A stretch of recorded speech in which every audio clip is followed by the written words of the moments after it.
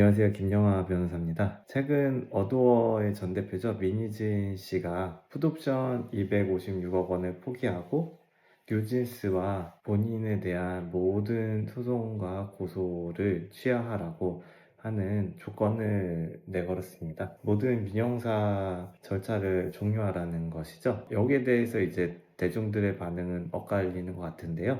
그렇다면 이제 변호사인 제가 봤을 때 이게 어떤 의미일지 그 부분에 대해서 조금 말해 보려고 합니다. 사실 이게 말로는 간단해 보이는데 이 풋옵션을 포기하고 이제 모든 민형사 사건을 종료하는 것, 앞으로도 이제 부재소합이라고 하는데요. 이거를 이뤄내기까지는 과정이 법적으로 이제 간단하지만은 않습니다. 그래서 오늘은 이 사건의 1심 판결이 어떤 의미인지 그 의미부터 시작해서 그 제안이 그렇다면 법적으로 어떻게 실현될 수 있을 것인가, 이 부분에 대해서 조금 다뤄보려고 합니다. 그래서 먼저 첫 번째로는 그럼 1심 판결이 어떤 의미인지 요거를 봐야 되겠는데요.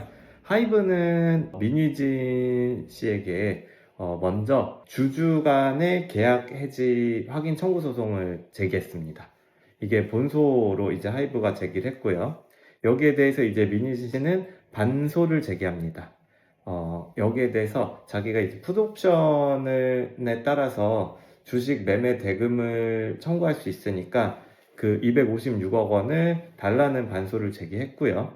이제 1심 재판부는 이렇게 판단을 했습니다. 어떻게 판단했냐면 하이브가 청구한 이제 주주간 계약 해지 부분은 기각을 하였고, 민희진 씨가 반소로 청구한 256억 원 부분은 민희진 씨의 손을 들어줬는데요. 그 판결의 내용을 살펴보자면 민희진 씨의 독립 시도 자체가 없었다, 이렇게 나온 건 아니에요. 그런 의미는 아니지만 다만 그 행위 자체가 주주 간의 계약을 해지할 만큼의 정말 중대한 위반인가? 요건 아니다 라고 해서 민희진 씨의 손을 들어준 거고요. 그래서 여기에 대해서 하이브는 즉각적으로 항소를 제기했습니다. 그래서 항소가 제기되었고 강제집행정지도 했습니다. 강제집행정지는 뭐냐면 1심 판결이 끝나고 났기 때문에 이제 민희진 씨 측에서는 1심 판결을 근거로 그 판결문을 가지고 이제 어도어 측에 대해서, 하이브 측에 대해서 재산을 압류한다든지 하는 행위를 할 수 있거든요. 그래서 강제집행정지를 못하도록 법원을 통해서 우리를 항소를 할 거니까 이동안은 재산 압류하고 추심하지 못하게 정지시켜 놓는 건데요. 그 과정에서 이제 하이브는 법원의 공탁금으로 292억 원을 이제 지급을 했습니다. 왜 256억 원이 아니고 292억 원이냐면 그 지연손해금 이자 부분이라고 생각하시면 좋은데요. 그 부분까지 포함됐기 때문에 이제 292억 원이라는 공탁금을 법원에 예치하고 강제집행정지를 받은 거고요. 그 다음에 그렇게 돼서 지금 항소가 진행되는 상황입니다. 그 다음에 이제 민희진 대표는 전략적으로 이제 어떻게 보면 최근에 이제 이슈가 된 게 256억 원이 지급하는 부분을 이제 승소한 거죠. 1심 부분을. 이 부분에 내가 256억 원을 포기할 테니까 이제 하이브 측에서는 이제 본인과의 이제 관련된 소송을 비롯해서 뉴진스를 상대로 하는 이제 모든 민형사 소송과 고소를 모두 종료해달라는 요청을 했습니다. 어떻게 보면 이거는 조건부 권리 포기 제한이라고 볼 수는 있겠어요. 그래서 이 부분은 이제 어떻게 보면 민희진 씨 입장에서도 항소심 결과가 어떻게 될지 아직 모르는 상황에서 이제 패소 가능성도 있겠죠. 또 바뀔 가능성도 있을 거고, 그 부분은 이제 법원 판단을 받아야 될 텐데 패소 위험도 피하면서도 명분도 얻을 수 있는 부분은 있을 것 같습니다. 하지만 이제 하이브 측에서 봤을 때는 256억 원을 안 줘도 되기 때문에 이 부분 분명히 이득으로 보이지만, 그렇다면 이제 나머지 모든 소송들은 포기해야 되는 그런 딜레마에 빠지게 됐으니까 하이브 측에서도 고민이 많이 있을 것 같고요. 그래서 이 부분은 이제 다음 파트로 조금 넘어가 보자면, 이 부분을 이제 그럼 어떻게 하면 정말 이 부분을 받아들일 때 그냥 단순히 받아들여도 되는지, 그 부분에 대한 부분은 어떻게 보면은 법적인 영역 부분이라기보다는 경영 판단의 부분으로 보여요. 근데 이때 법적인 부분에 대해서 좀 말씀드리자면, 단순히 하이브는 이걸 받아들이겠다고 하여서 항소 취하를 하면 안 됩니다. 우리 민사소송법에 보면 만약에 항소를 취하해버리면 처음부터 그 항소가 없었던 것처럼 돼버립니다. 그래서 1심 판결이 확정이 되는데 지금 이 상황에서 하이브 측에서 이거를 받아들이겠다고 하여서 이제 항소 취하를 해버리면, 물론 여기에서는 이제 대리인들이 있어서 그런 일은 없겠지만 이제 개인들이 하는 셀프 소송이나 아니면 작은 사건 같은 경우는 이런 경우가 발생하는 경우가 있어요. 그래서 이건 법률 대리인이 있으면 발생하지는 않은 문제인데, 이제 상대방이 그런 제시를 했을 때 받아들이겠다고 해서 항소 취하를 해버리면 그때는 1심 판결이 그냥 확정되기 때문에 민희진 씨, 이 사건의 경우에 민희진 씨 측에서 그냥 1심 판결문을 가지고 압류추심 행위를 다 할 수 있게 됩니다. 그래서 이 경우에는 단순히 이제 항소 취하를 하면 안 되고요. 그렇다면 이제 항소 취하가 아니라 어떻게 이 부분을 해결해야 되느냐? 이 부분이 조금 이제 궁금하실 텐데, 이 경우에는 재판상 화해라는 방법이 있고요.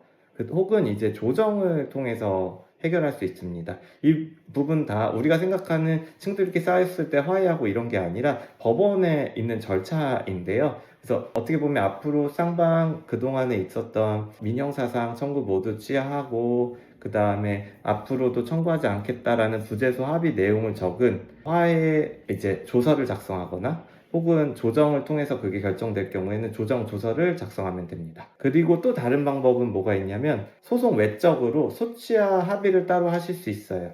그래서 이제 이게 재판상 화해나 조정 결정과는 다르게 이게 기판력이라든지 이런 건 발생하지 않아서, 이게 합의서만으로 이제 집행력은 없거든요. 집행력은 뭐냐면 이걸로 강제로 압류하고 이런 건 없어서 안 지켰을 때 또 소송에 휘말릴 수 있다는 부분은 있지만, 재판 외로 합의서를 쓰고 소취하는 경우도 이제 왕왕 발생은 합니다. 그래서 이 부분도 법적으로 가능한 부분이고, 단순히 그냥 항소취하만 하면 되는 게 아니라 이 부분들이 이루어져야 된다는 점을 조금 아시면은 도움이 될 것 같고요.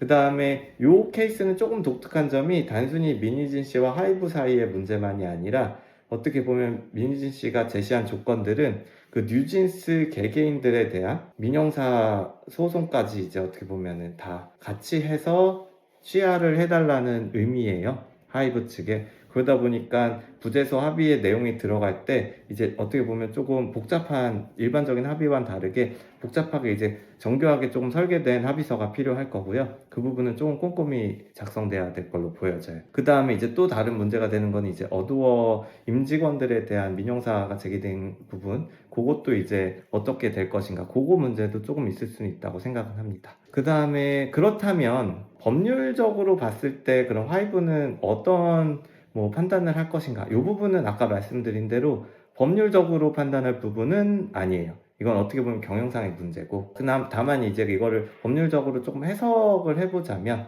이제 하이브 측도 이제 민희진 씨 측도 다 이제 장단과 이제 득실이 다 있단 말이죠.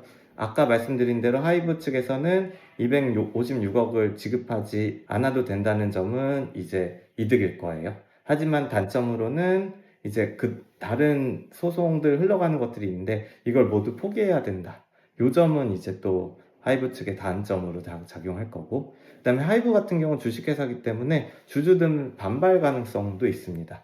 어떻게 보면 이제 민희진 씨에 대한 법적 청구권을 비롯해 많은 청구권들을 포기해야 되는데, 과연 이 행위를 했을 때 배임 문제는 없는지, 이 부분도 법률 검토는 필요해 보입니다. 그 다음에 이제 마지막으로 조금 생각해 볼 부분이 어떻게 보면 선례 효과죠. 이 합의를 진행함으로 인해서 향후에 이제 유사한 사안들이 발생했을 때 어떤 이제 영향을 미칠 수 있을 것인가, 그것까지도 이제 하이브 측에서는 경영상 판단을 할 때 이제 법률상 이제 해석은 조금 해보고 고려는 해봐야 되지 않을까 싶습니다. 그래서 오늘은 이 하이브와 민희진 씨 사건 통해서 이제 단순히 이제 항소 취하로 끝나는 부분이 아니고 재판상 화해나 이제 조정 이런 절차가 필요하다는 점 이제 첫 번째로 말씀드렸고, 만약에 부재소 합의에 대해서 이 부분을 명확하게 하지 않으면 이제 또 다른 분쟁이 야기될 수 있다는 점, 이 부분 아시면 좋을 것 같고요.